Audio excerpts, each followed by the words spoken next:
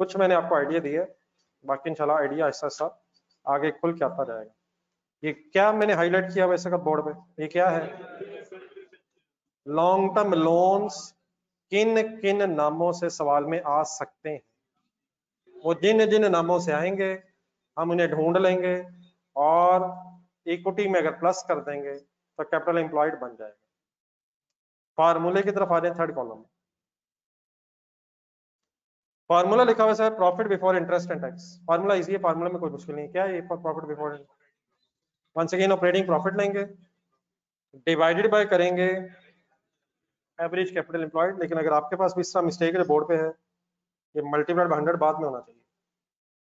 ये kindly correct कर लेना, थोड़ी सी प्रेजेंटेशन ठीक है। ये क्या formula sir? Profit before interest and tax divided by average capital employed into 100 हो रहा है, आंसर परसेंटेज में आ जाएगा। किसका कंपैरिजन किससे हो रहा है? प्रॉफिट का कंपैरिजन जो बिजनेस में पैसे लगाए गए हैं उनसे हो रहा है। क्या परसेंटेज में आंसर ज्यादा अच्छा होगा या कम अच्छा होगा? जितनी प्रॉफिटेबिलिटी रेशियोज हैं ये हायर साइड पे होंगी तो हायर द बेटर वाली सिचुएशन बन जाएगी।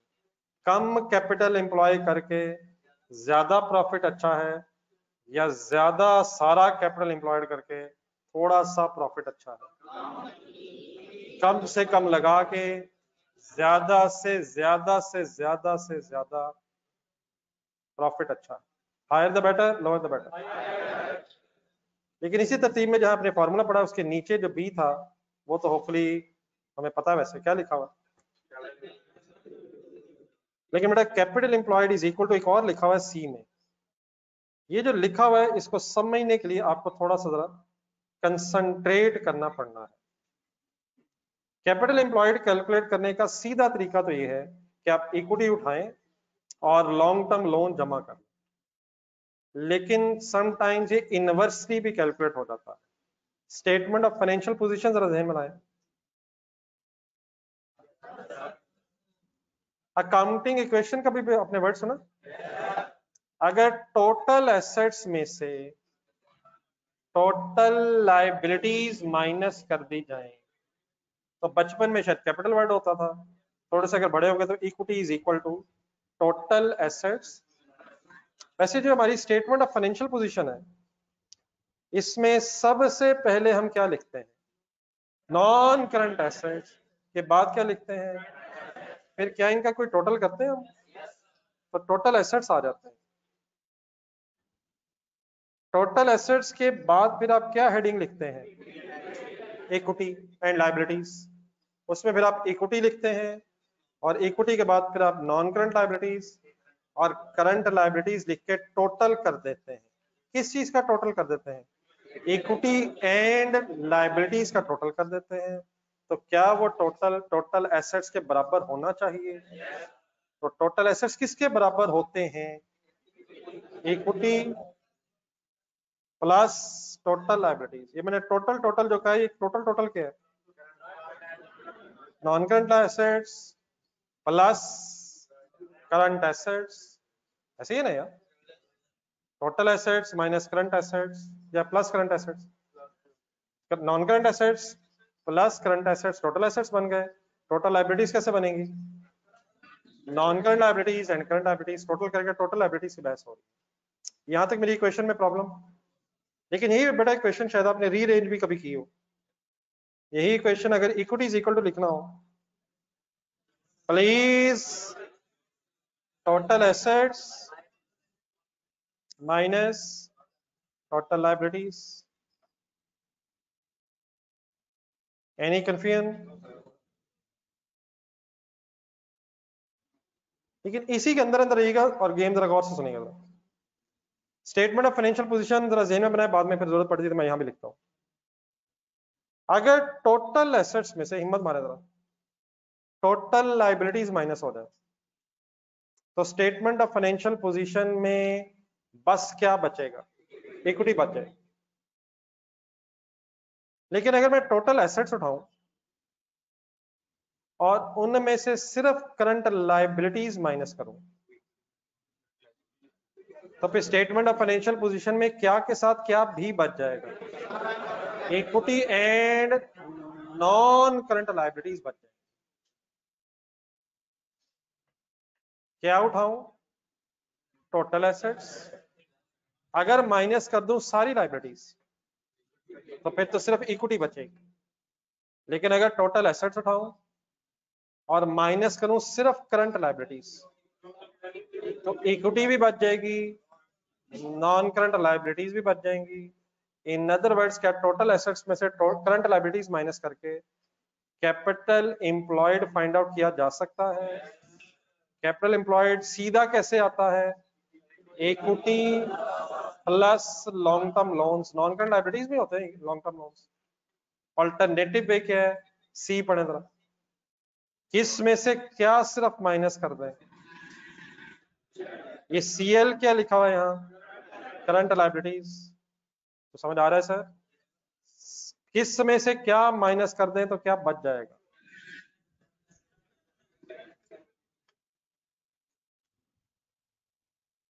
इक्वेशन बना के देखते हैं, टोटल एसेट्स को ब्रेक करने की जरूरत नहीं है इसलिए मैं कर नहीं रहा, वरना हो सकते हैं, लेकिन टोटल लाइब्रेरीज को जरा ब्रेक करवाएं, non current liabilities, current liabilities,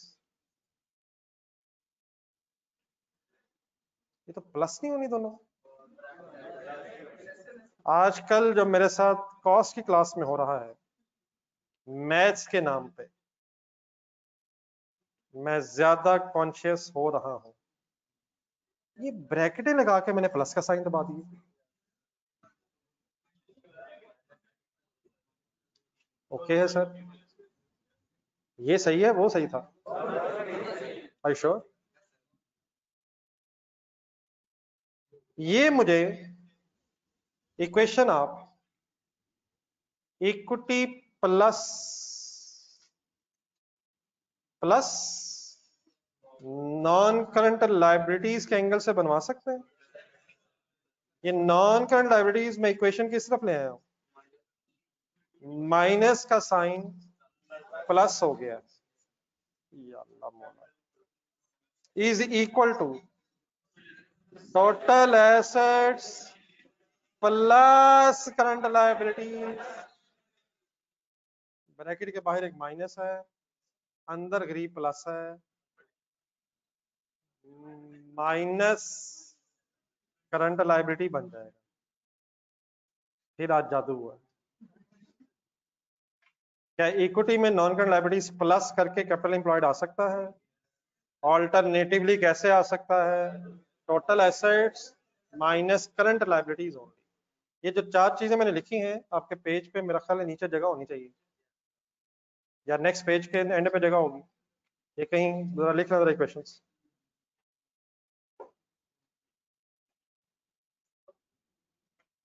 जी ऑनलाइन स्टूडेंट्स क्लियर है प्लीज,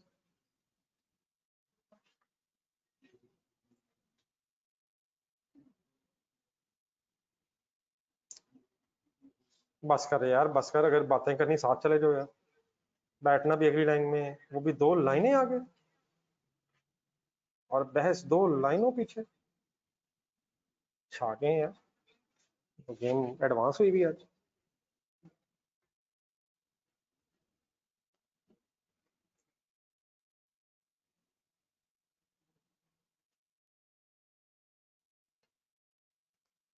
बाय डिफॉल्ट आप जेन में रखें इक्विटी प्लस, अच्छा मैंने लिखा पहले वहां था लॉन्ग टर्म लोन, यहाँ नॉन करंट लायबिलिटी लिखे जा रहा हूँ। लॉन्ग टर्म लोन कहाँ होते हैं, नॉन करंट लायबिलिटीज में होते हैं। क्या होते हैं लॉन्ग टर्म लोन,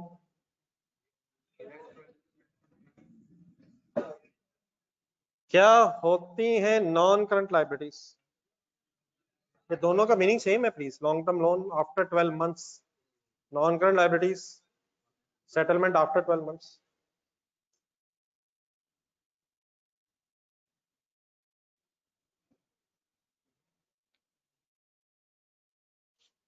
जी ओके, हो गया नोट। जी ऑनलाइन स्टूडेंट्स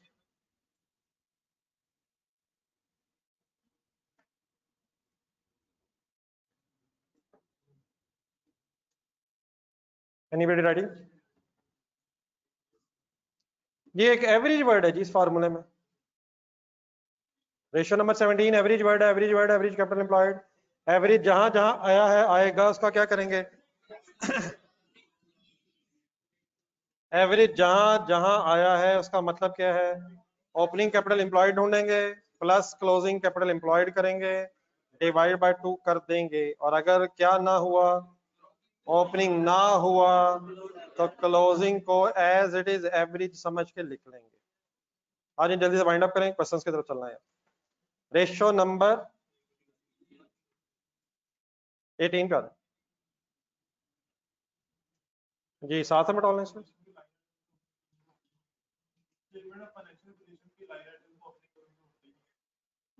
आहिस्ता जरा सेंटेंस जरा ऊंचा बोलिएगा।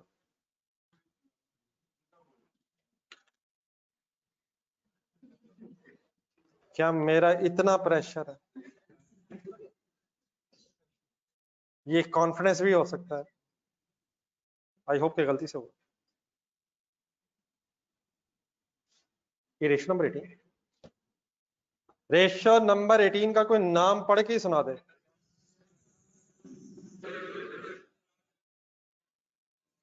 इक्विटी के अंदर क्या क्या होता है मेरी तरफ देख के बता दो।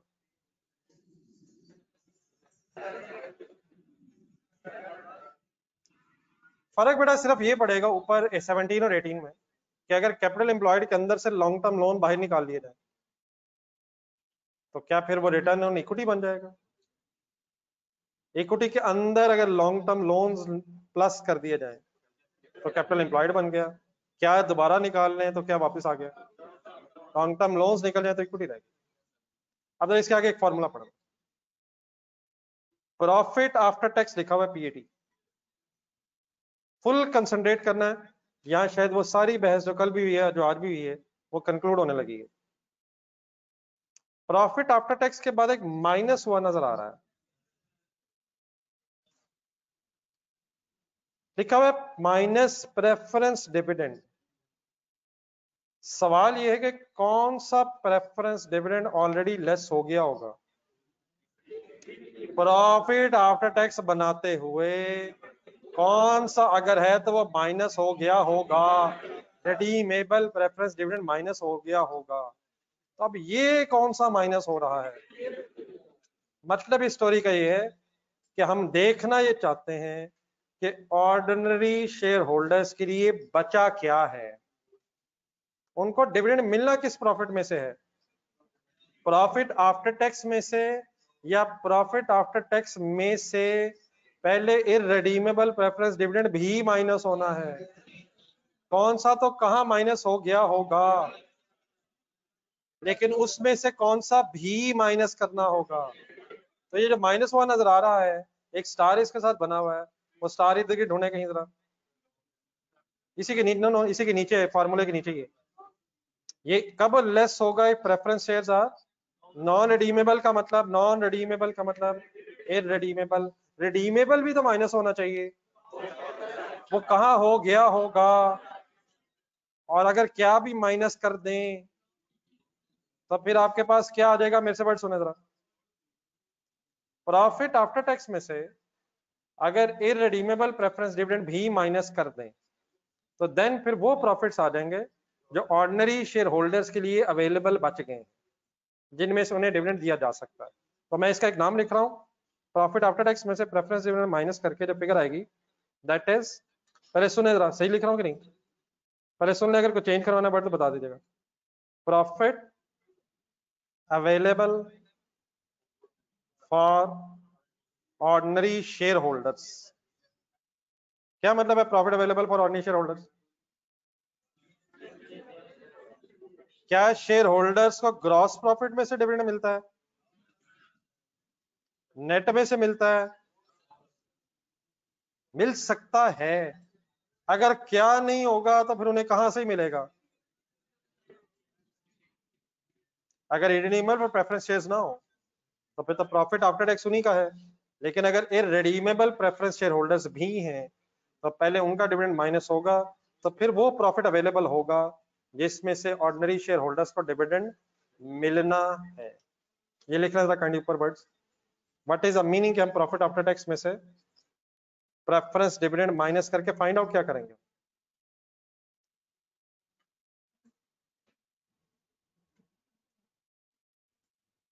प्लीज कंसंट्रेट क्या करें यार।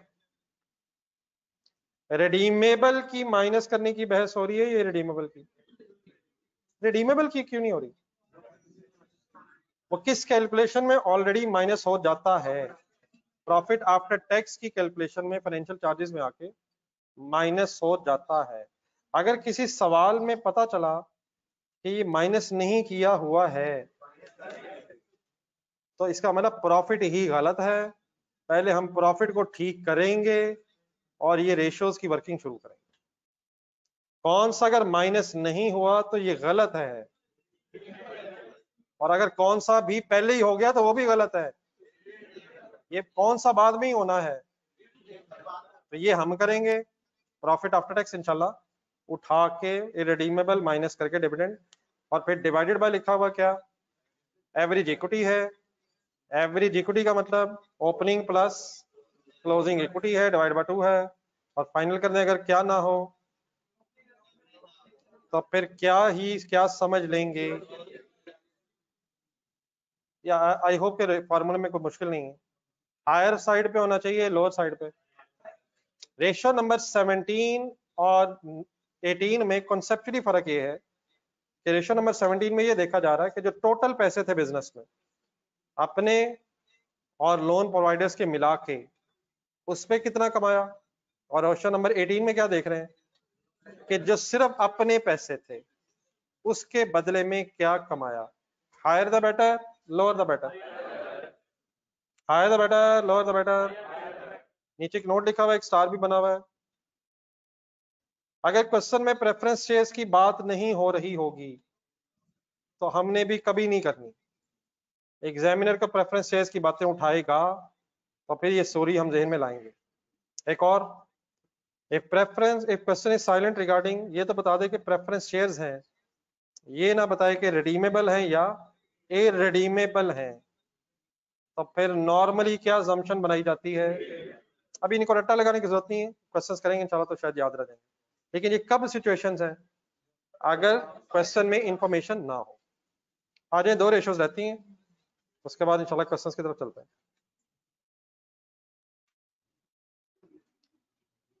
जी, इससे पहले कि मैं ये जो रिमेनिंग 2 रेशियोज हैं ये शुरू करूं, आप लोग काइंडली जरा जो हो चुका है पिछले पेजेस पे एक नजर रिवाइज कर लें। कौन सी 3 कैटेगरीज पढ़ी हमने?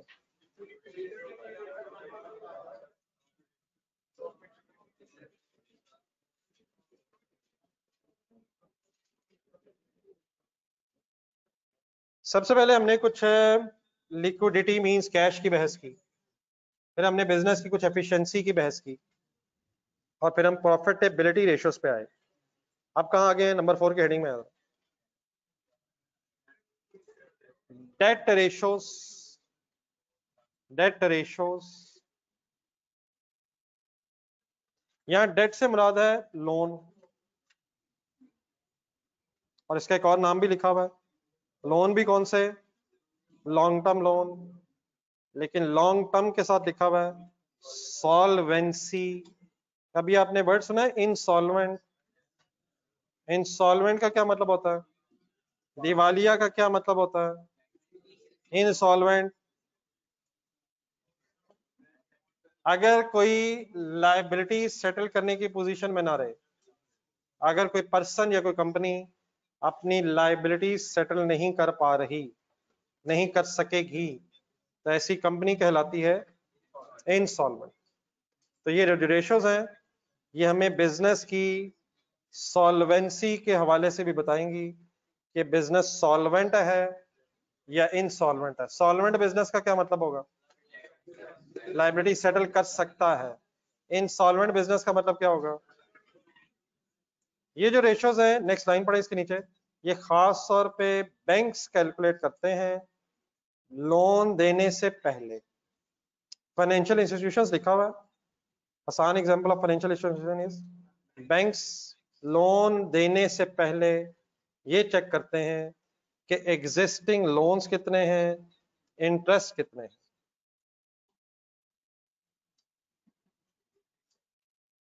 ठीक है सर। तो किस कॉन्टेक्स्ट में ये एनालिसिस किया जाता है? नॉर्मली बैंक्स इन चीजों में इंटरेस्टेड होते हैं। तो अब इस हेडिंग में दो रेशोज आ रही हैं, ratio number 19 and ratio number 12। आपने सिंपली वंस अगेन सिर्फ कंसंट्रेट करना है। रेशो नंबर 19 के नाम की तरफ पहले आ जाए। गेयरिंग रेशो लिखा हुआ है और गेयरिंग रेशो के साथ साथ ये उम्मीद आवाज देखिए, जस्ट एक सेकंड।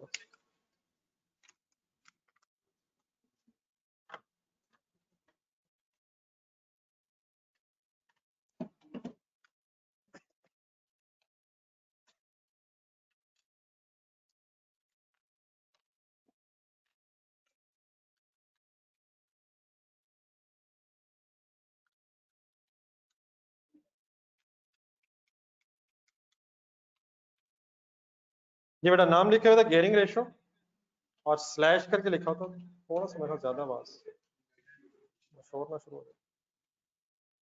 गेयरिंग रेशो नेक्स्ट लिखा हुआ स्लैश करके लिखा हुआ डेट टू इक्विटी रेशो। अब डेट टू इक्विटी रेशो ये जरा मैथमेटिकली लिखा हुआ है। डेट टू इक्विटी रेशो का मतलब date divided by equity, date divided by equity की बात बन रही है। गेयरिंग बीच में क्या मीनिंग दे रहा है ये मैं अभी थोड़ी देर बाद बताता हूँ। तो what is the name of first formula? Gearing ratio या डेट टू इक्विटी रेशो। आगे लिखा हुआ है gearing also called as leverage. ये मेरे ख्याल हम जरा फंस जाएंगे, पहले जरा मेन चीज फाइनल कर लेते हैं।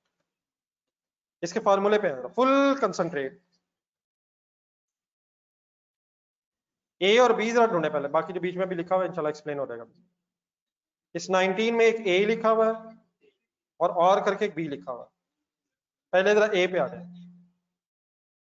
लिखा हुआ है लॉन्ग टर्म लोन्स। क्या मैं लॉन्ग टर्म लोन्स को लॉन्ग टर्म डेट भी कह सकता हूं? डिवाइडेड बाय हो रहा है इक्विटी और मल्टीप्लाई हो रहा है 100। किसका किससे कंपैरिजन हो रहा है?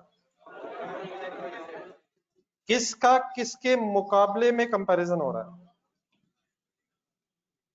सपोज दो कंपनीज हैं, अभी आपने लिखने की जल्दी नहीं करनी है, मैंने बात डिटेल में समझानी है। सपोज एक कंपनी ए है, उसके लॉन्ग टर्म लोन्स 1000 मिलियन है और उसकी इक्विटी है 5000 मल्टीप्लाइड बाय 100। आंसर सॉल्व करो। कैलकुलेटर की जरूरत है सर, जुबानी नहीं होगा, नहीं हो सकेगा, ट्राई कर रहे हैं, गुड एफर्ट है, लेकिन बात बन नहीं रही है। क्या चीज किसका 20% है?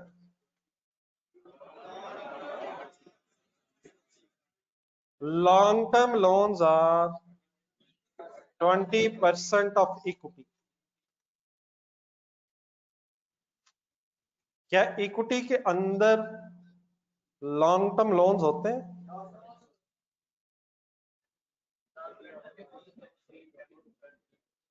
क्या इक्विटी के अंदर लॉन्ग टर्म लोन होते हैं सर? नहीं होते हैं। अगर आज जाएं तो कैपिटल एम्प्लॉयड वर्ड बन जाता है, इक्विटी के अंदर नहीं। इक्विटी बेचारी शेयर कैपिटल से शुरू होती है और रिजर्व्स वगैरह पे खत्म हो जाती है। इक्विटी के अंदर लोन नहीं है। हाँ, अगर आप इक्विटी में लोन ऐड कर लें फिर वो फिगर इक्विटी नहीं रहेगी, वो कैपिटल एम्प्लॉयड बनती है। क्या चीज किसका कितने percent? Long term loans are 20% of the equity. Simple सी तो चीज है। What is 100 in this 20%? Base में क्या है? क्या इक्विटी की बेस पे परसेंटेज बताई जा रही है? तो अगर इक्विटी 100 रुपए है, ये थोड़ी देर पहले अभी कॉस्ट की क्लास में 100 आया था, ये अचानक ही 100 आ जाता है। जब भी परसेंटेज का साइन आएगा बेचारा 100 बीच में मैदान में आना ही आना है।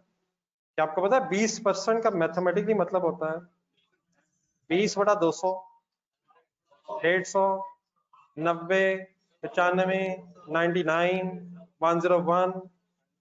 अब तो एक ही ऑप्शन रह गई है, 1, प्लीज 1। बस मजाक मेरी तरफ से माजरत नहीं होना चाहिए था, खत्म हो चुका है। 20/100 कंफर्टेबल है 20%। अब 20 क्या है लोन्स परसेंटेजेस में? बेस में क्या लिखा था? इक्विटी 100 इक्विटी, तो व्हाट इज 100? अगर 100 रुपए अपने पैसे हैं तो 20 रुपए आउटसाइडर्स के लॉन्ग टर्म पैसे। लोन ज्यादा है, इक्विटी ज्यादा? क्या अगर 100 है तो क्या 20 है? एक कंपनी भी है, 6000 उसके लोन है, 5000 उसकी इक्विटी है, सॉल्व करना कंपलसरी है।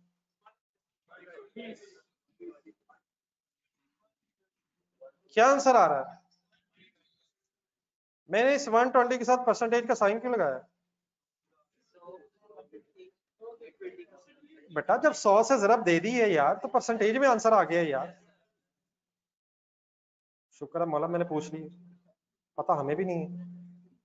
जब आप मल्टीप्लाई बाय 100 करते हैं तो आंसर परसेंटेज में कन्वर्ट हो जाता है। क्या ये 120 बटा 100 है? तो ये कैसे हो सकता है कि 100 थोड़ी अमाउंट नीचे हो? क्या ये 120% ऑफ इक्विटी है? क्या चीज किसके मुकाबले में कितनी परसेंट है?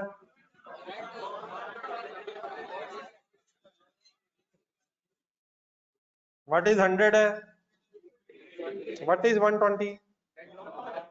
अगर 100 रुपया इक्विटी है तो लोन 120 रुपए हो गए हैं। मेन फिगर्स भी देखें जरा, इक्विटी कितनी है? 5000, लोन कितने हैं? तो अगर इस रेशो का आंसर 100 से कम आए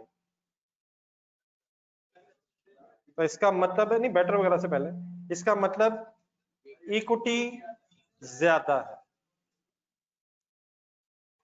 अगर आंसर 100 से कम आए तो इक्विटी ज्यादा है, और अगर आंसर 100 से ज्यादा आ जाए तो इक्विटी कम है। कमाल है यार। अगर वो बोलना तो वो वहां भी वही बोल रहा था। अगर आंसर 100 से कम आए तो इसका मतलब लोन कम है, और अगर आंसर 100 से ज्यादा आए तो लोन ज्यादा। जिन कंपनीज के लोन ज्यादा होते हैं इक्विटी के मुकाबले में, जिन कंपनीज के लोन ज्यादा होते हैं इक्विटी के मुकाबले में, उन कंपनीज के लिए एक वर्ड यूज किया जाता है, ये हाईली गियर्ड कंपनीज। ये गियर वर्ड वहीं से निकला जहां नॉर्मली यूज किया जाता है। जैसे बाइक्स में भी गियर होता है, गाड़ियों में भी गियर होता है। गाड़ियों में और बाइक से गियर का यहाँ ताल्लुक ये है कि ये बिल्कुल उसी तरह से हो गया जिस तरह कोई गाड़ी किसी पहाड़ी इलाके में जा रही हो, चौथा गियर किसी ने गलती से लगा दिया हो और उसके बाद ब्रेकें फेल हो जाए, तो अब जो उसके साथ होना है वही हाईली गियर्ड कंपनीज के साथ भी होना। तो एक वैसी टर्म यूज की जाती है कि ये एक ऐसी कंपनी है जिसे हाई गियर लगा हुआ है और अब इसकी ब्रेकें फेल हो चुकी हैं, इस गरीब ने अब इंसॉल्वेंट होना ही होना है। कब होगी ये कंपनी इंसॉल्वेंट? जब लोगों के लोन ज्यादा हो जाएंगे। किन कंपनीज को कंपैरेटिवली स्पीकिंग, ए या बी, किसको हम हाईली गियर्ड कंपनी कहेंगे? कौन सी लो गियर्ड कंपनी है? कौन सी होती है लो गियर्ड कंपनी? जिसके लोन इक्विटी के मुकाबले में कम हो, और जिसके ज्यादा हो जाए वो हाईली गियर्ड। तो यहीं से गियरिंग रेशो बन गया। लेकिन बात अभी मेरी खत्म नहीं हुई है, आप कैसे लिखेंगे अभी मुझे लाइनें और बनानी है। एक फॉर्मूला इसका एक और भी लिखा हुआ है, पहले जरा और पे आता है। यही जो फॉर्मूला है डेट इक्विटी रेशियो या गियरिंग रेशियो का, इसे एक दूसरे तरीके से भी कैलकुलेट किया जाता है। हम कौन से तरीके से करेंगे वो बहस अभी नहीं हो रही। बी फॉर्मूला पढ़ें, क्या लिखा हूं? बेस में क्या चेंज आया है? क्या मैं कह सकता हूं कि बेस में अब उसने कैपिटल एम्प्लॉयड लिखा हुआ है? कैपिटल एम्प्लॉयड मेरी तरफ देख के फॉर्मूला बताया जरा।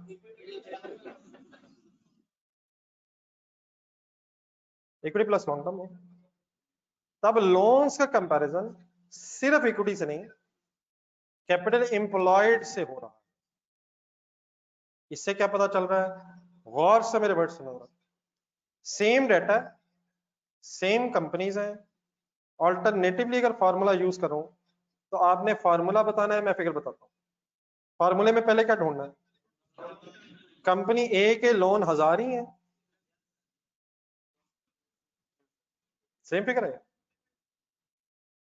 डिवाइडेड बाय इक्विटी 5000 आ गई, और अब 1000 और आ गया, इसमें अब क्या भी जमा हो गया, और देयरफॉर अब बेस में 6000 का मतलब कैपिटल एम्प्लॉयड आ गया, इनटू 100 भी लिखा हुआ है, कैलकुलेटर वंस अगेन अलाउड है,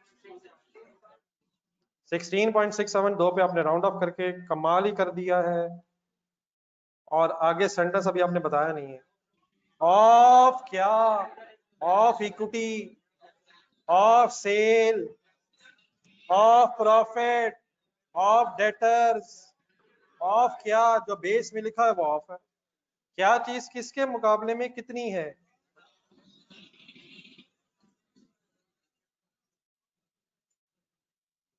साथ वाले को सही आवाज नहीं है, थोड़ा सा ऊंचा बोले,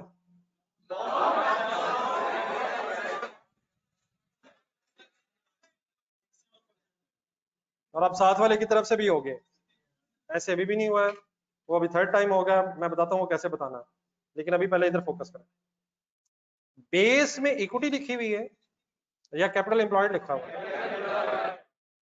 क्या 16.67 का मैथमेटिकली मतलब 16.67 डिवाइड बाय 100 है, फिर 100 आ गया,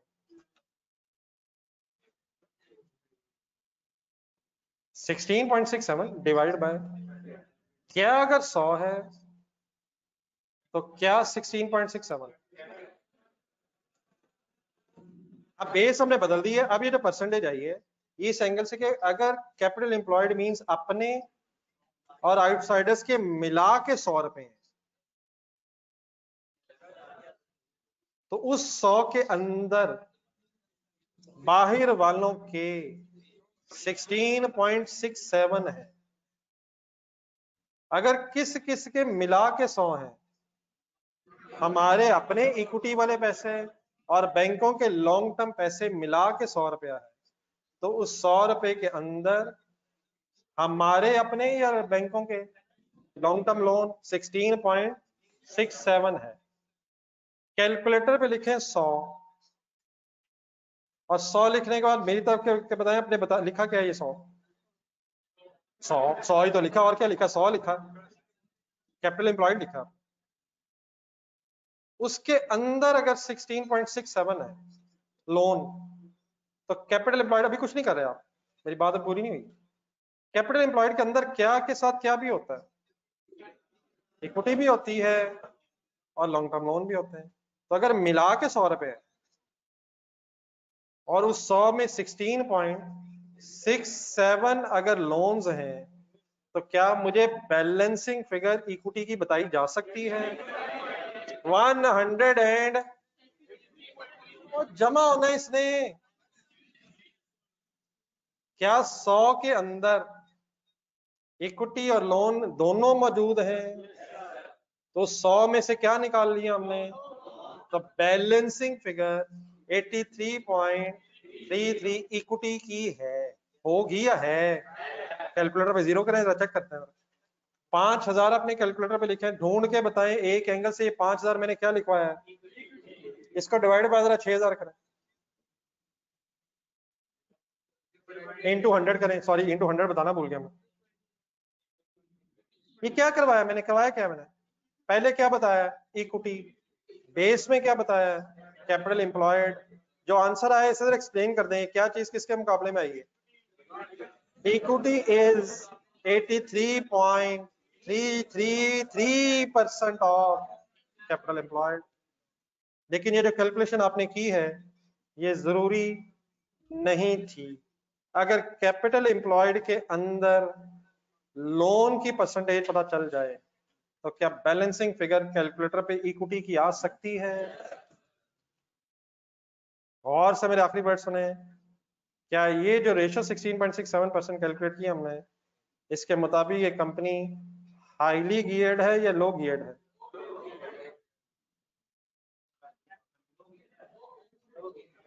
पता है आपको हाईली गियर्ड कौन सी होती है, वही वही वही वही जिसके लोन ज्यादा होते हैं। लो गियर्ड कौन सी होती है? इसकी परसेंटेज में इसके लोन कितने हैं, परसेंटेज में इसकी इक्विटी कितनी है? 83।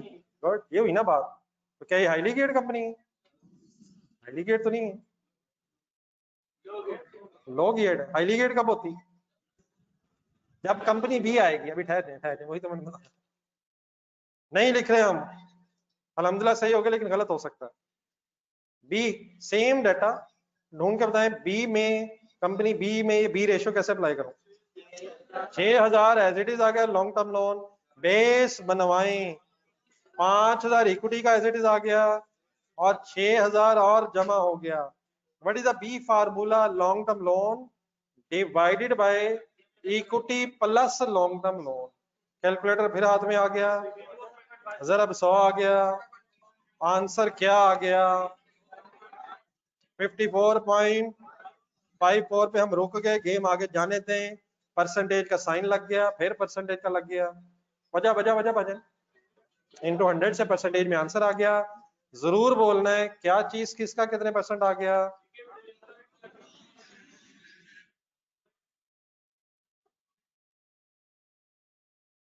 This sentence can be read as follows. मैं बोलता हूँ as follows. Long term loans are 54.54 something percent of capital employed। बात कंक्लूड होने लगी है, full concentrator. What is 100 in this percentage? Capital employed, because it is in the base. What is 100 capital employed? Capital employed के अंदर क्या भी और क्या भी होता है? 54.54 क्या निकाला हमने? 54.54 हमने क्या निकाला है? अगर 100 रुपया कैपिटल एम्प्लॉयड है और उसके अंदर 54.54 लॉन्ग टर्म लोन्स हैं, तो इसके अंदर कैलकुलेटर क्या कितने परसेंट है? 45.45% इक्विटी है। चलिए डिस्टर्ब कर रहे हैं हम कई दिनों से।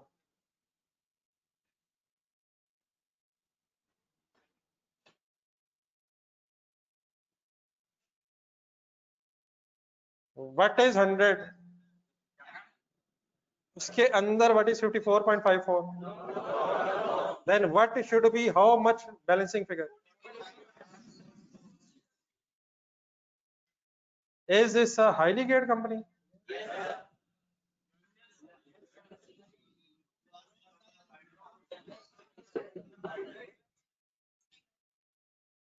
What is loan? 54% something. How much is the equity? 100 equity.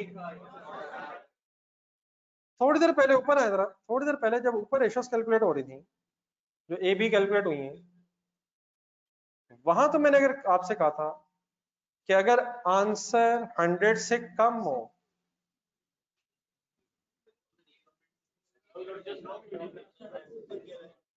तो फिर कंपनी लो गियर्ड है, और अगर आंसर 100 से ज्यादा हो तो फिर हाई गियर्ड है।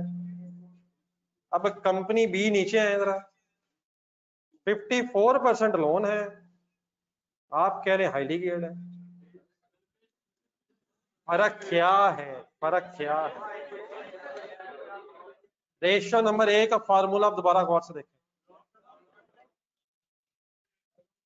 बेस में इक्विटी रखी हुई है, इक्विटी को 100 रख के फैसला हो रहा है, इक्विटी को 100 रख के फैसला हो रहा है कि लोन कितने हैं। रेशियो नंबर 1 बेस में क्या है? 20% का मतलब क्या है? हिम्मत जवानों पहला है 20। 100 अगर इक्विटी है तो लोन 20 है। बी कंपनी लोन अगर नहीं, इक्विटी अगर 100 है तो लोन 120 है। क्या बी हाईली गियर्ड है? देखिए जो नीचे मैंने ए बी कैलकुलेट किए हैं और के बाद, यहाँ बेस में क्या है? इक्विटी और लोन दोनों। दोनों को मिला के बेस रखी गई है, इसलिए बैलेंसिंग फिगर्स इक्विटी कैलकुलेट हो रही है। What is the meaning 16.67? Capital employed के अंदर 16.67 लोन्स है और बैलेंसिंग फिगर इक्विटी है। तो इक्विटी 83% है, लोन 16% है, इक्विटी ज्यादा है, लोन कम है, लो गियर्ड कंपनी है। 20 है, 100 क्या है? कैपिटल एम्प्लॉयड 100 है, उसके अंदर 54 क्या है? और जो रिमेनिंग 45 समथिंग है, क्या इक्विटी 45 समथिंग है? और लोन, क्या ये कंपनी हाईली गियर्ड है? मतलब इसका ये बना कि अगर फॉर्मूला ए यूज हो रहा होगा और आंसर 100 से ऊपर जाएगा तो वो हाईली गियर्ड कंपनी है, और अगर फॉर्मूला बी यूज हो रहा होगा और आंसर 50 से ऊपर चला गया तो हाईली गियर्ड होगा। 50 ऊपर चला गया, नीचे चला गया, कितना ऊपर? जस्ट ऊपर, जस्ट ऊपर 50.11 है, जस्ट ऊपर 49 पॉइंट समथिंग रह जाएगा। तो फार्मूला ए अगर सॉल्व हो रहा है तो आंसर 100% ज्यादा होने का मतलब लोन ज्यादा है, और अगर फार्मूला बी यूज हो रहा है तो आंसर 50 से ऊपर जाने का मतलब कि लोन ज्यादा है, हाईली गियर्ड कंपनी है। एक सेंटेंस हमें सब पढ़ लें, बाकी सब कुछ आपके लिए। जस्ट 1 मिनट बात फाइनल कर लेते हैं, इंटरप्रिटेशन में आए। इफ कंपनी इज आइदर, किस पेज पे यार? If company is either 100% in case of A above का मतलब ए फार्मूला, और 50% in case of B formula, company will be considered as highly geared. और गियर्ड ही के लिए एक और वर्ड लेवरेज भी वर्ड है, इंशाल्लाह साथ साथ याद हो जाएंगे। The company will be considered as highly geared company, otherwise low geared company. यहां तक बात मेरी ओके है? आखिरी सेंटेंस मैंने जान के छोड़ा है, पहले आप जरा ए बी और करके ए बी जरा लिख लें अपने पास। जी ऑनलाइन स्टूडेंट्स फिर आपने साथ दिया प्लीज।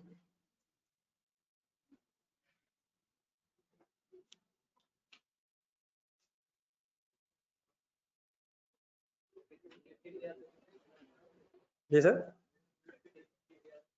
50 से नीचे आ सकता है या आ गया है? 16.67 50 क्यों नहीं आ सकता सर? अभी आने लगे, हुक्म करें अभी आ जाना। 50-50 का मीनिंग क्या होगा? जस्ट बराबर है, जस्ट गुजारा है, ना उधर है ना इधर है, न्यूट्रल है।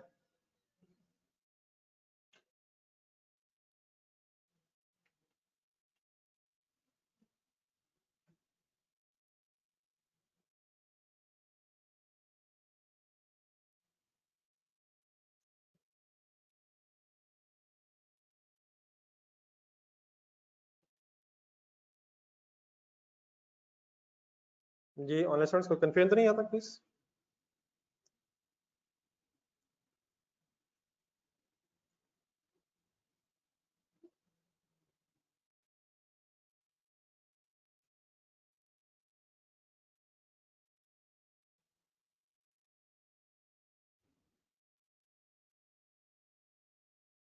पढ़ाई को संजीदा टाइम दे रहे हैं यार। ये सीए का जो नौजवान होता है ना सर, सीए का जो स्टूडेंट है, इसकी जिंदगी में डिस्ट्रैक्शंस को अट्रैक्शन नहीं बनना चाहिए। हर वो चीज जब आपको अपना मिशन बुला रही है लाहौर आके, और लाहौर वालों को लाहौर रह के, मिशन क्या आप लोगों का? जो चीज आपको इस मिशन से हटाने की कोशिश भी कर रही है वो अट्रैक्शन नहीं है, वो कंप्लीट डिस्ट्रैक्शन है जो डिस्ट्रक्शन की तरफ ले जा सकती है। देख लेंगे, नहीं देखा जाता यार। छुट्टियां आ रही हैं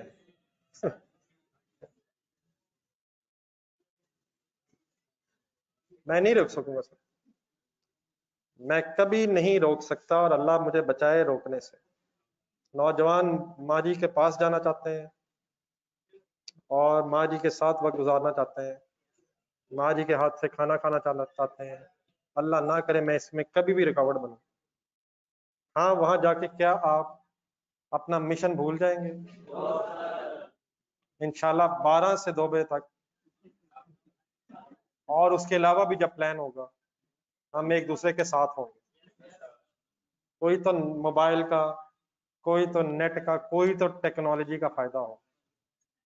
जहां जाना है जाएं, लेकिन टाइम इंशाल्लाह रोज, अगर आपने मेरी आवाज रोकने की कोशिश ना की और रब ने मेरा साथ दिया तो इंशाल्लाह एक दूसरे को जरूर मिला करेंगे। वापसी की तो मेरा ख्याल है कोई टिकट कंफर्म कराने की जरूरत नहीं होती है, वो तो अवेलेबल होती है। जाने की बुकिंग जरूरी होती है, जब मर्जी वापस आए सर, लेकिन जब आएंगे इंशाल्लाह, जिस दिन आप आएंगे मुझे उम्मीद है कि हम वहीं साथ मिले होंगे जहां क्लास में मैं पहुंचा हुआ होऊंगा। इतनी सी बात, तो मेरा ख्याल है वो मसला हल हो गया हुआ है। When company is highly geared,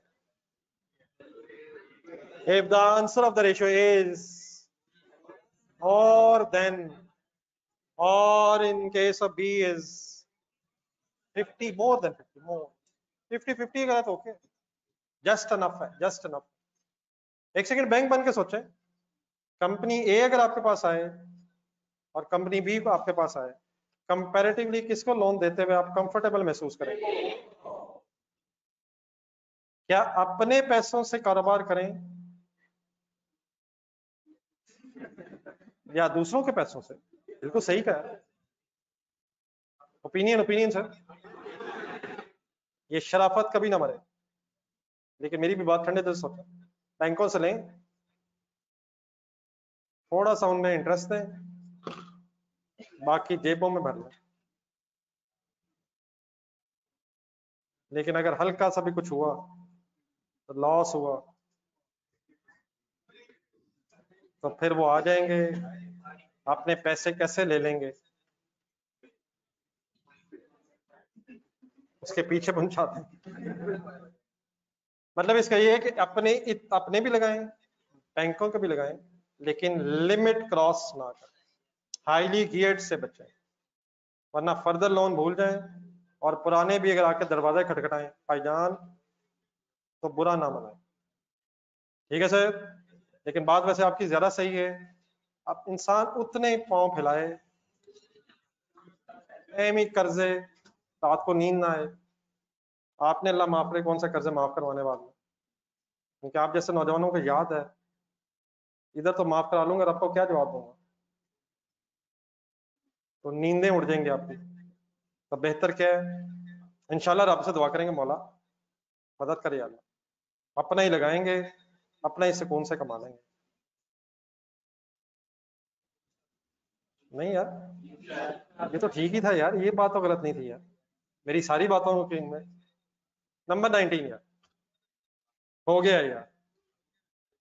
number 20, ये ऑनलाइन स्टूडेंट्स आपने साथ दिया मेरा, अल्हम्दुलिल्लाह रब्बिल आलमीन। रेशो नंबर 20 आ गई।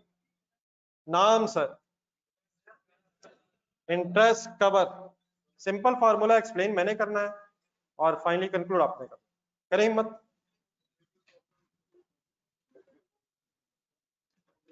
फार्मूला लिखा हुआ है sir, profit before interest and tax. मेरी तरफ देख के बताइए किसकी बात हो रही है? डिवाइडेड बाय किया जा रहा है इंटरेस्ट एक्सपेंस और मल्टीप्लाइड बाय 100 नहीं है, ब्रैकेट में जाए, इसलिए आंसर टाइम्स में आएगा। ये आंसर टाइम्स में क्या बताएगा, मुझे जरा 2 मिनट देना। कंपैरिजन किसका किससे हो रहा है? मेरा ख्याल ये है कि आपका ये वर्ड बिल्कुल ठीक है, ऑपरेटिंग प्रॉफिट ओके है, लेकिन अगर इसकी एक्सप्लेनेशन याद रहेगी तभी प्रॉपर बात बनेगी। किसका नाम है ये? Profit before interest and tax को ऑपरेटिंग प्रॉफिट कहा जा रहा है।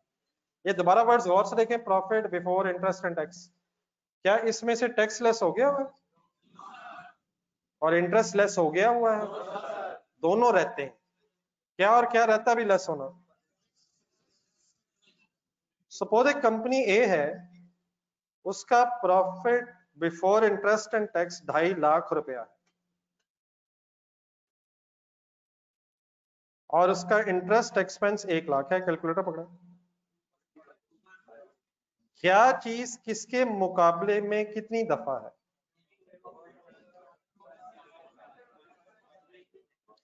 Operating profit is 2.5 times of interest expense. क्या ये 2.5 डिवाइडेड बाय 1 भी है? हर 1 रुपया ऑफ इंटरेस्ट देने के लिए हमारे पास 2.5 रुपया प्रॉफिट अवेलेबल है। क्या ये प्रॉफिट हमारे इंटरेस्ट को कवर कर रहा है? कवर का मतलब यहां क्या हुआ? क्या ये इंटरेस्ट हमारे इस प्रॉफिट में से लेस हो सकता है? और क्या फिर भी प्रॉफिट बच जाएगा? या 2.5 लाख में से इंटरेस्ट लेस हो तो गया हुआ, अभी होना है। क्या हो जाएगा? और क्या फिर हाँ कुछ अपने लिए भी बचेगा? लेकिन एक सेकंड, कंपनी बी, सपोज इस कंपनी बी का प्रॉफिट 25 लाख है, इंटरेस्ट इसका सेम है। आंसर बताएं प्लीज यार, आंसर बताएं यार। जब नजर आ गया तो अब क्या बताएं? कैलकुलेट तो करना है यार। क्या चीज किसके मुकाबले में कितने टाइम्स है?